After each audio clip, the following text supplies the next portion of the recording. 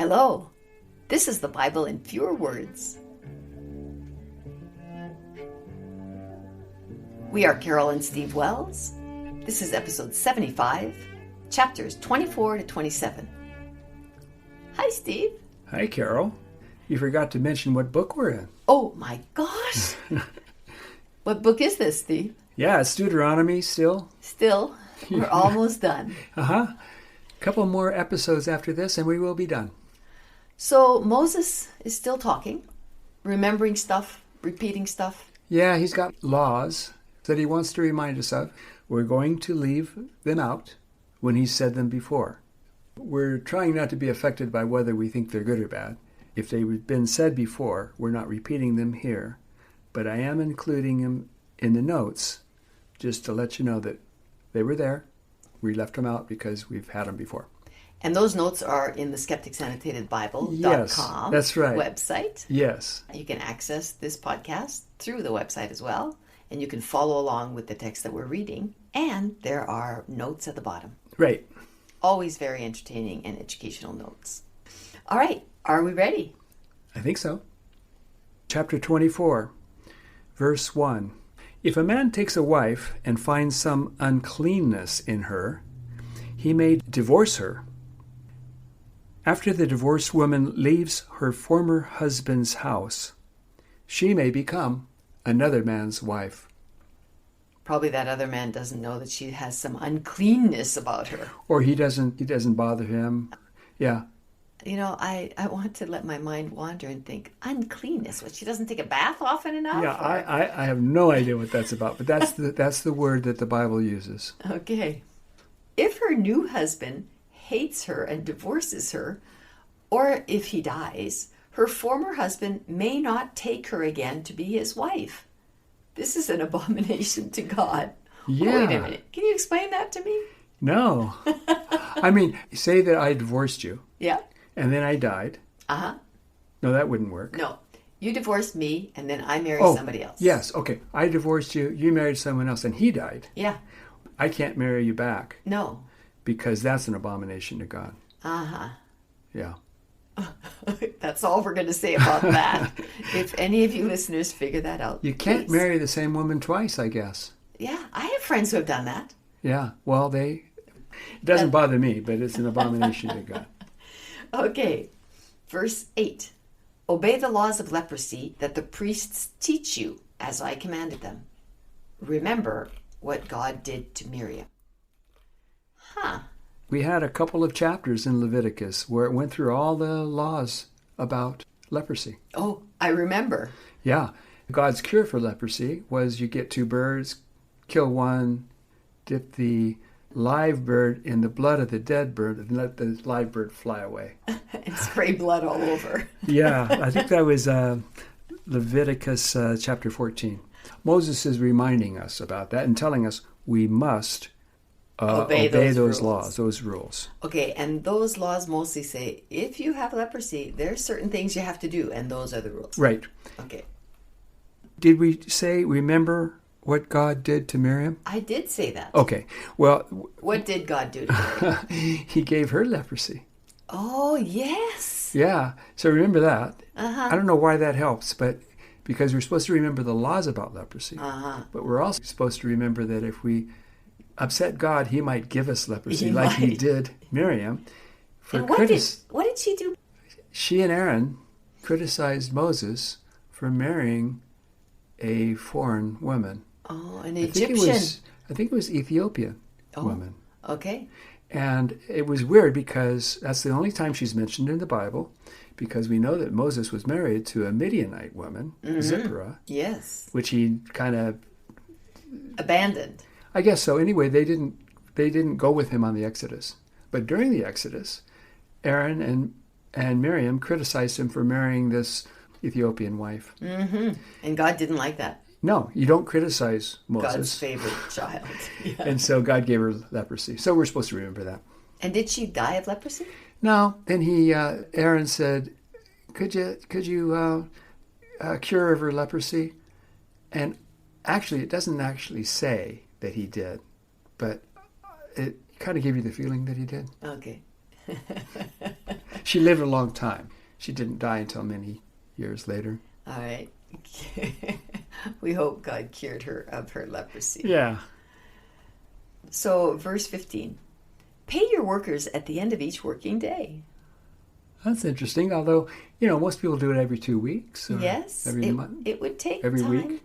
Time out of a day for an employer to go out in the field and say, here, Yeah, but here's your 5 cents. It is kind of a commandment. It's something, it's kind of a thou shalt pay your workers at the end of the day. So I guess we should still be doing that.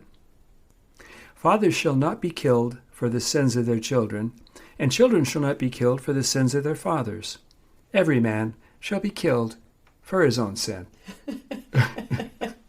All right. It's good to know. So I'm remembering, people having generations and generations past them because of the sins of a dad. Or, for 3 and 4 generations, right? Yes, yes. Yeah, for sure. So I don't know. It's definitely a contradiction, and I have that in the notes. Okay.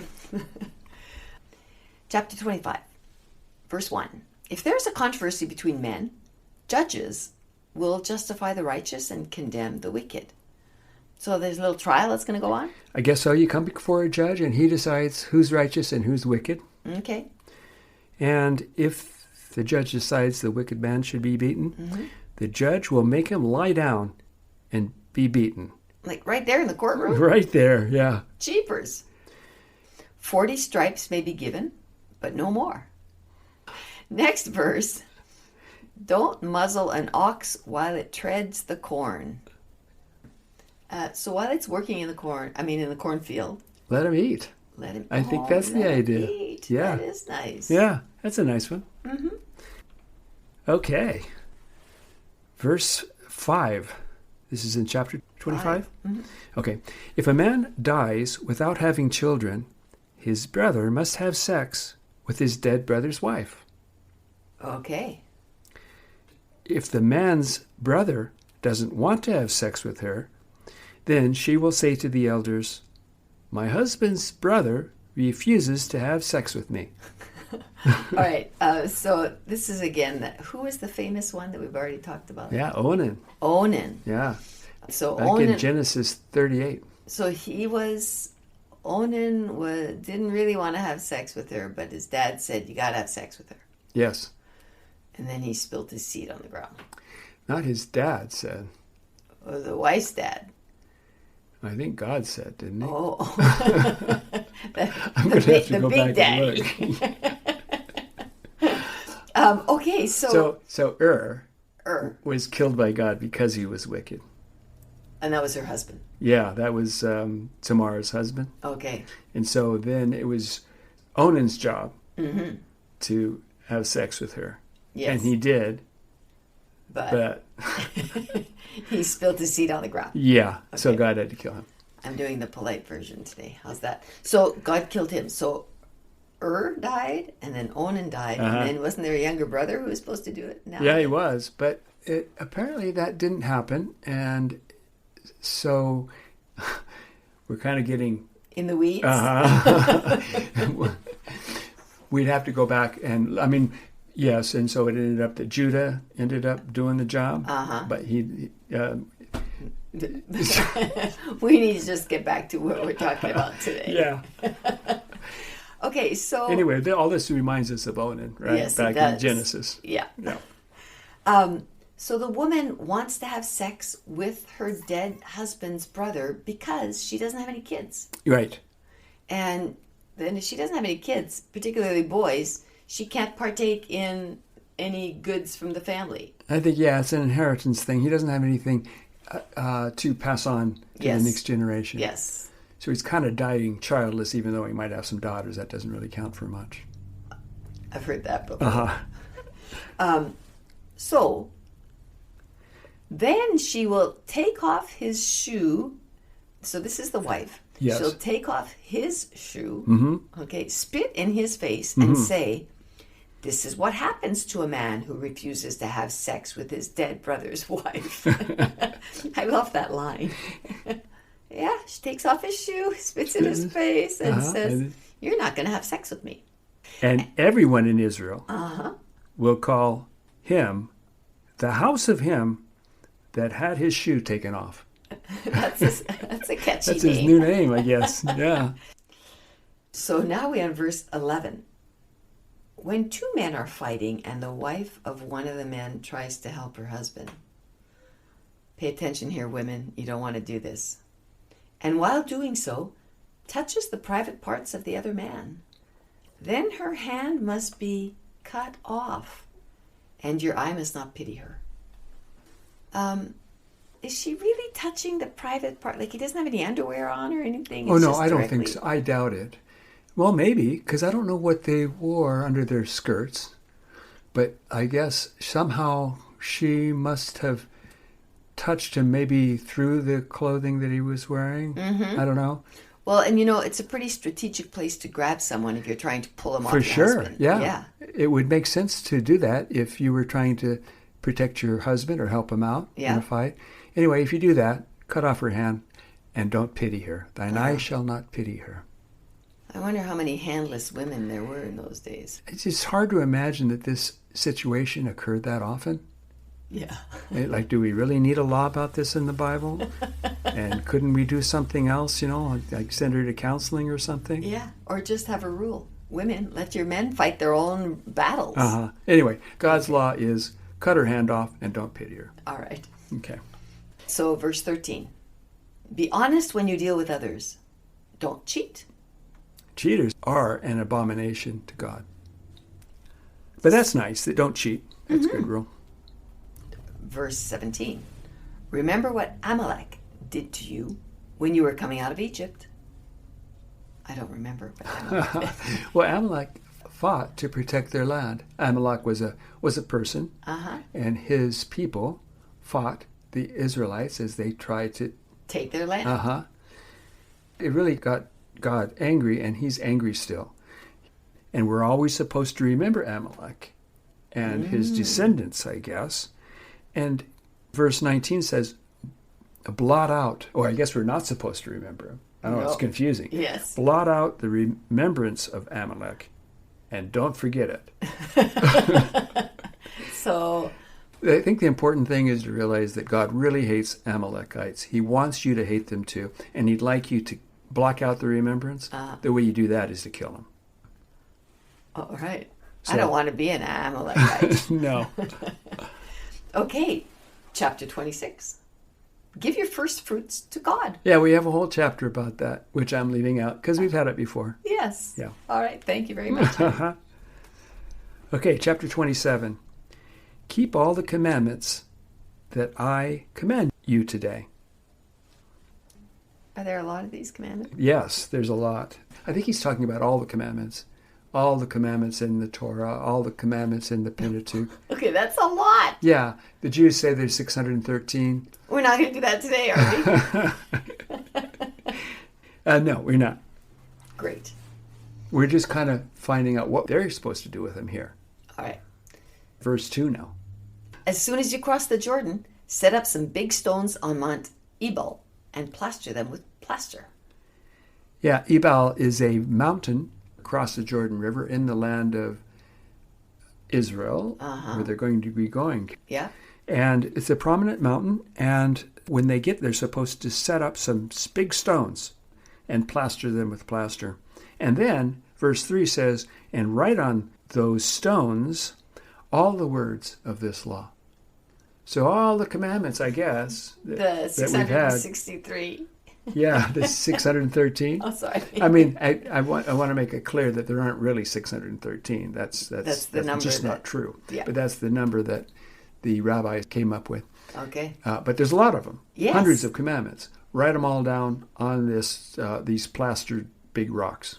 Okay, so from what I can remember, it seemed like last time God was writing things on rocks, they were the 10 Commandments on the rocks themselves, and that seemed to be pretty hard because he did it with his finger. Yeah, God did it with his finger, and it's a special finger. He could do it, but they're going to do it. They have to put the plaster on, so it'll be a little easier to write them all down. Okay. All right, so I guess they're going to write these things down. Yep. On the same day, Moses said, these 6 tribes will stand on Mount Gerizim to bless the people as they come over the Jordan. Simeon, Levi, Judah, Issachar, Joseph, and Benjamin. So those are all Jacob's children. That's right. Yeah. The 12 tribes, each of them were sons of Jacob. Okay. And so we're going to have the 6 of them. Mm-hmm. Half of them are going to go up on one mountain. And these 6 tribes, the next verse says, will stand on Mount Ebal to curse. Reuben, Gad, Asher, Zebulun, Dan, and Naphtali. So we're going to have 6 on one mountain, 6 on the other. They're almost within, I think they are within sight of each other. And so we're going to have one group of 6 is giving blessings. To the people, yeah. I guess so. And the other 6 are going to be doing the cursing. I don't know what this is really about, but there's going to be some blessings and some cursing. But we're not going to get the blessings. So it's only going to give 12 curses. Oh. So these are going to be the 12 curses, I guess, that are going to be being given on Mount Ebal. All right. Then the Levites will say with a loud voice to all the men of Israel, "Cursed is the man that makes a graven image. The work of a craftsman is an abomination to God." Another abomination. Any work of a craftsman. Uh-huh. A like boat builder, carpenter. People who make those craftsman houses. I guess that's kind of art, any kind of art. It's really pretty broad. Yeah. Anyway, it's an abomination. And there's another little line here that, and all the people will say, Amen. Yeah. And so we're going to have 12 of these. And the people cursings, will say amen. And after each of the cursings, all of the people, like what, a million of them or so, are going to say amen. And we're going to skip that, but after every one, they say amen. Okay. So you guys got it? We're not going to say that. Should we just say amen to remind our Maybe listeners? We will. But okay. Yeah, okay. So the second one is, cursed is he that sets light by his father or mother. Amen. But do we know what that means? Have no idea, and I can't really find out. Maybe. I would think more that because their mom and dad are dead and they're putting a little candle next to them to remember them. Perhaps, but I think maybe you're taking that a little bit too literal. Okay. So curse 3. Cursed is he that removes his neighbor's landmark. Oh, we have heard this one before. Yeah, we have. Yeah. And my suggestion was that you're taking the marker on the corner of your property and you're moving it out further so that you can steal your neighbor's property. I suspect that's right. Yeah. Okay. Amen. Amen. Yeah. Cursed is he that makes the blind wander out of the way. Amen. Yeah. And that one kind of makes sense, because if you were to do something to make it so that the blind people are having a hard time finding their way through the world anyway. Yes. And if you do something to make it even more difficult for them, you should be cursed. Yep. So we can say amen to that. Okay. Cursed is he that misjudges strangers, the fatherless, and widows. Amen. So misjudges, like you're they're not bad. being fair to them. Oh, okay. I think. All right. Cursed is he that has sex with his father's wife, because by doing so he uncovers his father's skirt. Of course he does. Yeah. Amen to that. Yeah. Cursed is he that has sex with any kind of beast. Amen. All the people will say amen to that. Yes. Cursed is he that has sex with his sister, the daughter of his father, or the daughter of his mother. Yeah, that would be his sister. One side or the other. Well, I guess it's kind of a complicated family. It might be stepsister or something. I don't know. Uh-huh. Amen. Amen. Mm-hmm. Cursed is he that has sex with his mother-in-law. Amen. Amen. Cursed is he that smites his neighbor secretly. Okay, amen. Cursed is he that takes a reward to kill an innocent person. Well, yeah, that's a murderer for hire. Yeah. Jeepers. And finally, cursed is he that doesn't do all the words of this law. Yeah, and all the people will say amen to that. Amen. Yeah. Well, we got through cursing those curses. Yes, we did. Yeah, I mean, we never found out what the blessings that were or are. No, maybe they're still to come. Maybe. All right. Thank you, listeners, for staying with us. Bye-bye. Bye.